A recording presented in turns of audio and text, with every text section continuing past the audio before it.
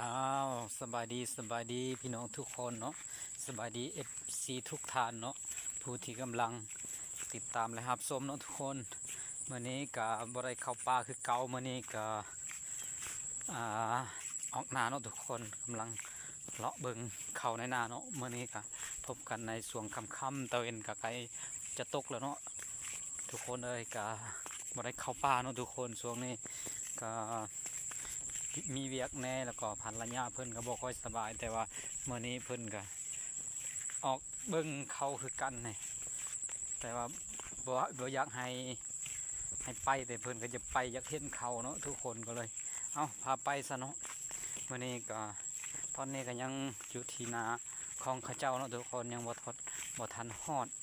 นาเฮาเทื่อเนาะตอนนี้ก็กำลังไปเนาะก็ถ้าเป็นไก่สีค่ำๆแล้วเนาะทุกคนเลยก็อยากทักทายพี่น้องทุกคนว่าเป็นอย่างไรเนาะทุกคนคงจะสบายดีเนาะสบายดีเด้อ FC ทุกฐานเด้ออันนี้ก็ใกล้จะ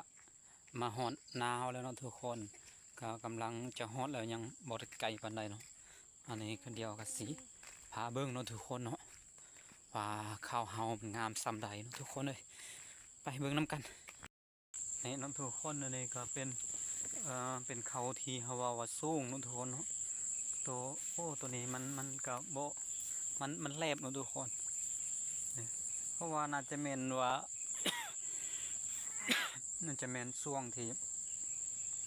มันมานแล้วฝนตกตลอดเลยวันที่20เนาะแต่วันที่20จน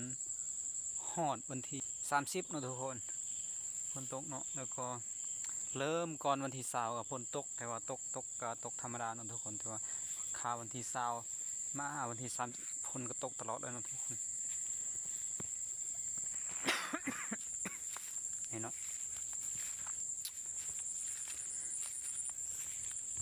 จริงแล้วให้ตัวนี้งามสมควรเนาะถ้าเทียบถ้าเรายืนนี่นะจะเป็นเพียงเหรือเพียงข้อเนาะทุกคนเพียงข้อนี่เนาะโอ้ก็คือว่าแล้วต้นก็งามสมควรเนาะถ้าเราลงไปนี่นะจะเป็นเกือบเพียงข้อเนาะทุกคนแต่ว่าเบื้องอันนี้ก็มันบ่ปานใดเนาะทุกคนนี่เห็นบ่มันพอปานใดหน่อยโอ้ปีนี้เนาะแบบนี้มันเป็นเนาะทุกคนเนาะ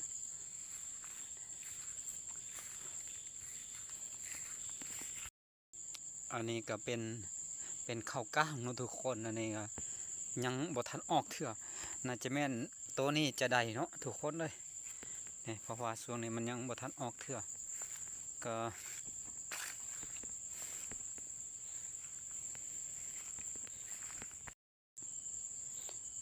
ตัวนี้ก็แม่นน่าจะแม่นข้าวก้างคือกันเนาะทุกคนแต่ว่าตัวนี้มันก็จะสูงเนาะบ่ฮู้ว่าพันแนวใดเนาะมันสูงลื่นหมู่เนาะทุกคนแต่ว่าสามให้เนาะมันเป็นเขตเนาะตัวนี้มันเป็นเขตเนาะมันต่ำมันสูงเนาะทุกคน